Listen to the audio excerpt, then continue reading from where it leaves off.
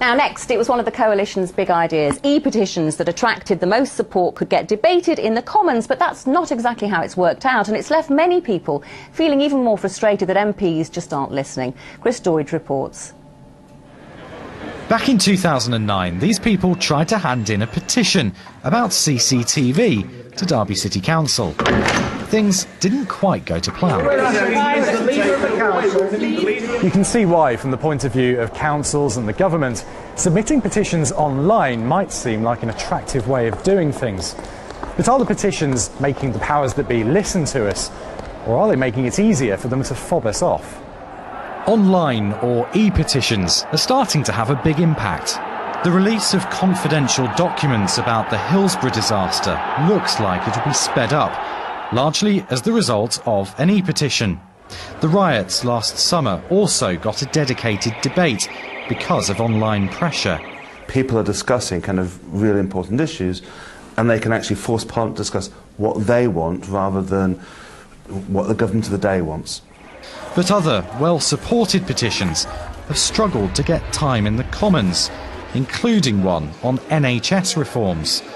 The committee responsible for e-petitions says there isn't currently time to debate everything. The government's e-petitions need 100,000 signatures before a debate in the House of Commons will even be considered. The trouble is, just 6 days a year have currently been set aside for those debates. And since the national e-petition site went live last summer, 9 have already hit that threshold. Then there's this process to go through before a debate actually takes place in the Commons. If an MP doesn't support a petition, the issue could, at the moment, be completely ignored. Sometimes there are very good reasons for debates not happening. There's only a limited amount of parliamentary time available. But if people keep saying, I filled an e-petition, where's my debate? Then I think there will be a popular backlash against this. Well, I've come somewhere where they're trying a different way of influencing politicians. The man who started this citizens' forum in Kimberley hopes this kind of event could come to be seen as a more effective way of talking to those in power. I actually think that we can actually take some action, that we can, like through the focus that we have and inviting experts there, that we can marry, like the experts and those grassroots radical views to actually make a real difference, to make a difference in Broxtowe, in Nottingham, and who knows, perhaps throughout the country as well.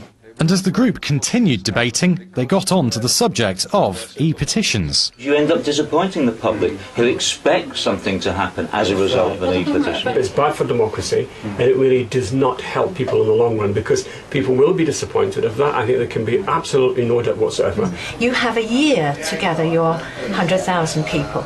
So does that mean if you gather them in a week, the process is going to be speeded up? If you're going to have something that really shows that people are involved, then perhaps you need a higher bar to entry, if you like. If you get together and talk things out and have the sense to see each other's point of view, absolutely, then you'll come up with a far better sustainable answer than bashing off an e-petition about your pet subject.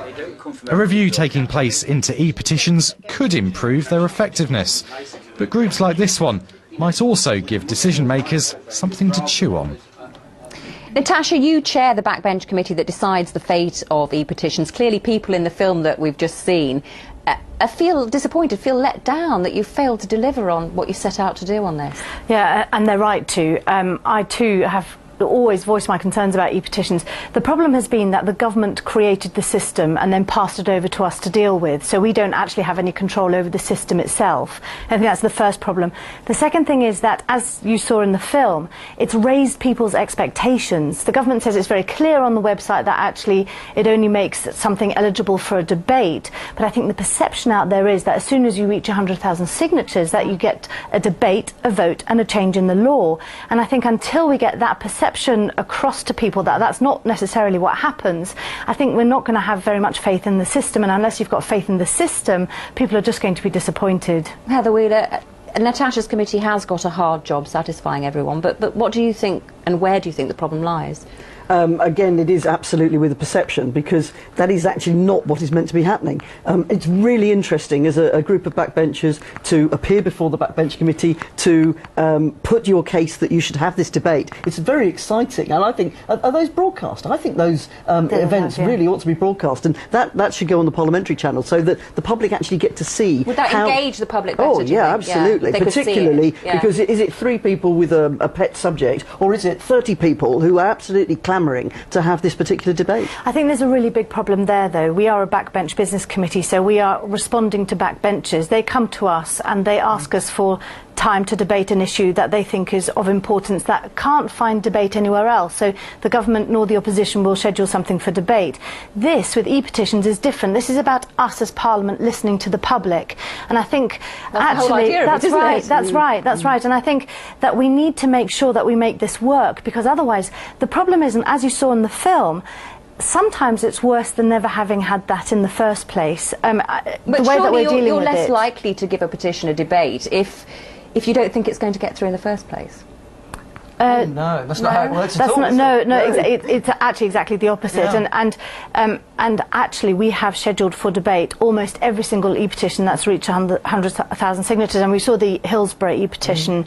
I guess what I was trying to get at there was, talking about things like debating the issue of bringing back hanging, corporal punishment. I mean, it's unlikely that the law would change on that. Why debate it? Well, that's very interesting, because actually that's exactly the sort of... those petitions have not reached 100,000 signatures, and I'm surprised they haven't. Yes. But I do think, what is it that we're afraid of? I mean, I'm very against capital punishment, I'm very against hanging, but, if people want that to be debated, I think we should make it clear why we think that we don't agree with it. Do you think it's that people have been taking more direct action? I mean, we've seen protest groups like UK Uncut, we've seen protest camps set up in city centres, and maybe the public think that that's a more effective way of getting their message across.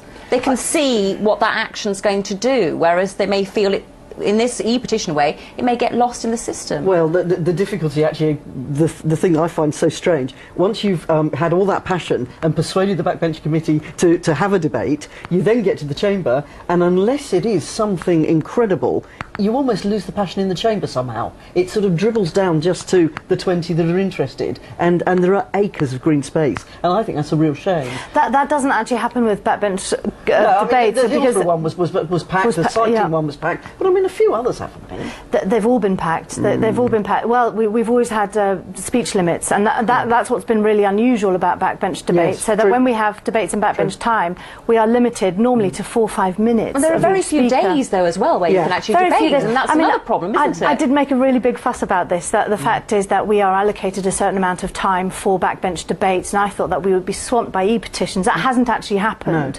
No. But I still think, I mean, the way that I would deal with it is I would set up a dedicated petitions committee. The other thing is that we've got e-petitions and they're all in the news, but what happens to paper petitions? They're kind of being ignored in this. And if you look at the system that they have in Scotland and in Wales, you have a dedicated petitions committee that works with people who want to set up committees, and it manages their expectations, and that's something that I think could really work. That would work. The real problem is parliamentary time. It's a very, very precious thing. And if it's 8 days at the minute, well, we're doing, there is a review, there's some bits and pieces in the House on Monday as well. I think it'll be a very interesting wrap-up and how it works. OK, well, we'll watch with interest. Thanks very much.